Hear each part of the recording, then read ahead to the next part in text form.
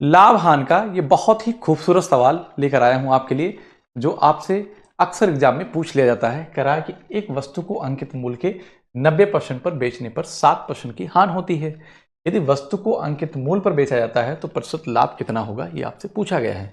इसका मतलब है कि वस्तु की अगर आपको एमआरपी पता चल जाए तो आप वहां पे लाभ निकाल सकते हैं। तो मेरी बात समझिए कि अब किसी वस्तु का सीपी कितना होता है, तो आप कहेंगे सर सीपी अपने आप में 100% होता है।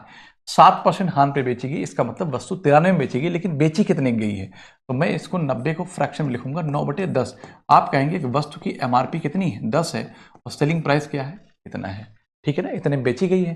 तो मैं कहूंगा कि जो 9 की वैल्यू है बेटा वो कितनी है, तो आप कहेंगे सर 7 का मतलब कि 93% है। आपसे क्या पूछा है, 10 की वैल्यू निकालना है, एक यूनिट की वैल्यू कितना हो जाएगी, वो आप कहेंगे कि 9×90 है ना, 10.33% आ जाएगी।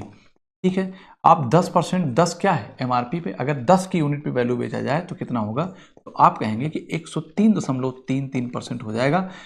100% सीपी होता है, अगर एमआरपी बेची गई होती तो 103.33% बिकी होती। इसका मतलब प्रॉफिट कितना हो गया, 100 से कंपेयर कर लिए 3.33% का। तो option D is the right answer.